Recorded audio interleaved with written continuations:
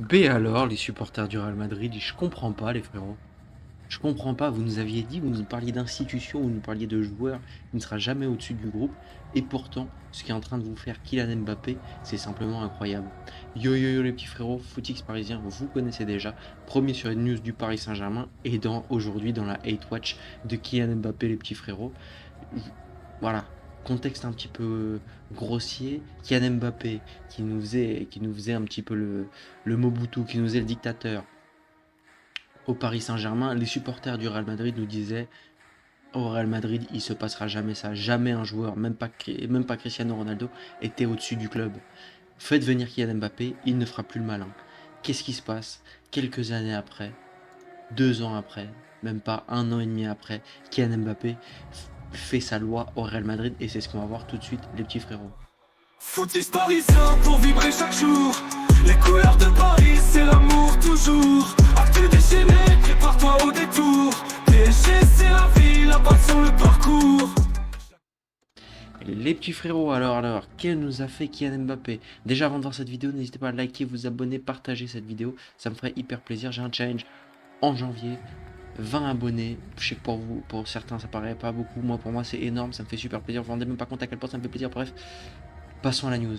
Kylian Mbappé, qui vous savez, était blessé depuis plusieurs jours, depuis plusieurs semaines, même avec le Real Madrid. On a fait une vidéo là-dessus. Comment le Real Madrid va mieux bizarrement depuis qu'un certain Kylian Mbappé, j'ai l'impression que des observateurs l'avaient vu, bref, on va en reparler.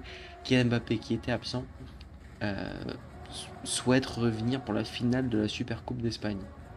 Incroyable mais vrai, le mec était absent, il devait revenir vers le 15, minimum 15 janvier. Il souhaite carrément le faire revenir, faire revenir ce que Flick appelle et ce que je suppose, bon là c'est Grog qui a fait l'image, mais vas-y ça rappelle des souvenirs avec Cristiano Ronaldo, bref, ce que Flick appelle et ce que je suppose que au Real Madrid on appelle le meilleur attaquant du monde. Laissez-moi en douter, pour moi c'était le meilleur ailier du monde, il le sera pendant très très longtemps, mais certainement pas le meilleur numéro 9 au monde.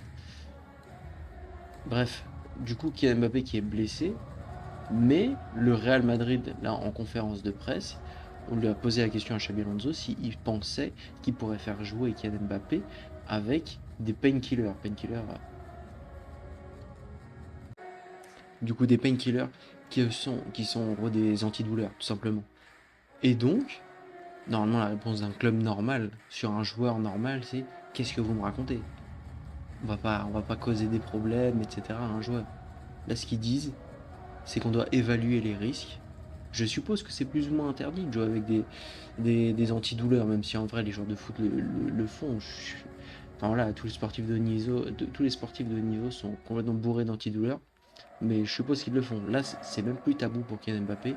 C'est ok, on va voir en gros, on va étudier les risques. On n'est pas des kamikazes, mais en gros, si c'est possible, on va le faire, quoi. Et c'est incroyable. Je n'avais jamais vu ça pour un joueur de foot. Kylian Mbappé, donc,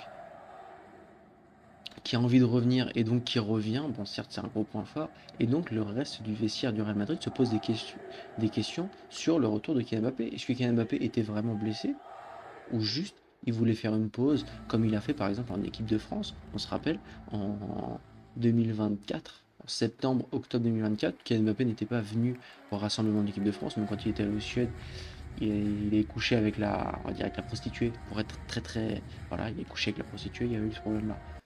Euh, et donc, ces privilèges qui peuvent énerver tous ces joueurs de foot, comme on peut penser à Griezmann, qui carrément a pété un câble et a quitté l'équipe de France par rapport à tous les privilèges qu'ont Kylian Mbappé.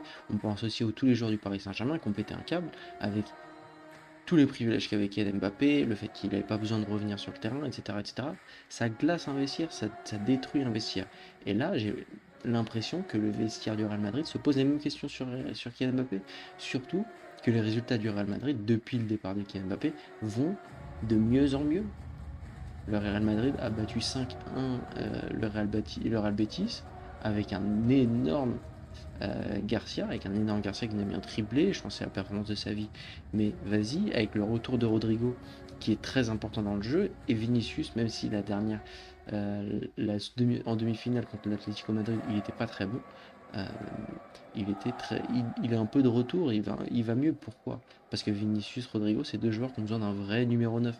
Ils n'ont pas besoin d'un Kylian Mbappé qui vient le piétiner dans cette zone du terrain. Ils ont besoin d'un 9 qui fait des appels, qui décroche, qui occupe la défense adverse, etc. etc. Bon, cette remarque est un petit peu à nuancer par rapport à la performance du Real Madrid contre l'Atlético Madrid. La performance dégueulasse du Real Madrid, soyons clairs, la performance dégueulasse de Garcia, la performance dégueulasse de Vinicius, même si en fait ces deux joueurs, surtout Garcia, qui ont été présents dans les buts. Le, le coup franc de Valverde, il est causé en grande partie grâce à Garcia, et que faute sur Bellingham, mais c'est une belle passe qu'avait trouvé Garcia, etc. etc. Donc, je pense que petit à petit, les supporters du Real Madrid, le club du Real Madrid, ils vont se rendre compte. Pour moi, si cette année le Real Madrid ne gagne encore pas de titre, il va y avoir la question de Kylian Mbappé qui va se poser. Parce que Kylian Mbappé, bon, certes, ils ont gagné la Coupe Intercontinentale et la coupe du Monde des clubs, enfin, je sais plus comment ça s'appelle, mais ce qu'a gagné le PSG contre Flamengo cette année. Ils ont gagné ça. Mais s'ils gagnent encore aucun titre en Espagne cette année et pas la Ligue des Champions, je pense que la discussion autour de Kylian Mbappé va commencer à avoir lieu. Et très clairement, je pense que les supporters du Real Madrid et le club ne voudront plus de Kylian Mbappé, plus de Xabi Alonso et plus de Florentino Pérez. Et je pense que c'est dans l'objectif d'aucune de ces personnes. Donc voilà, à voir les gars. À voir, est-ce que Kylian Mbappé demain soir va jouer? Est-ce qu'il va jouer tout le match? Moi je pense qu'il va jouer tout le match et qu'il va pas sortir. Et que même s'il y a prolongation et qu'il est sur une jambe, il ne sortira pas. Et que Gonzalo Garcia, ouais, il ne rentrera pas dans les schémas de jeu parce qu'il y a le retour de Kylian Mbappé. Et que l'attaque demain, ce sera ça. Déjà c'est la compo pressentie pour demain.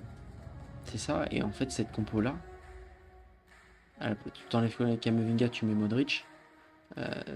Tu remplaces la défense comme l'année dernière et en fait c'est la compo qu'aurait pu aligner Ancelotti. Et donc en fait à quoi ça a servi de faire venir Xabi Alonso qu'on nous a décrit comme étant un coach dur, un coach fort, un coach qui vient avec ses schémas de jeu, il va falloir courir, etc. pour avoir les mêmes joueurs qui courent pas, un Vinicius et un Mbappé qui se mettent dans les jambes, enfin bref, rien du tout qui est bon. Donc voilà, n'hésitez pas à me dire ce que vous en pensez les gars, n'hésitez pas à liker, vous abonner, partager. Encore une fois le défi des 20 abonnés, ça me ferait super plaisir. Allez, ciao ciao l'équipe.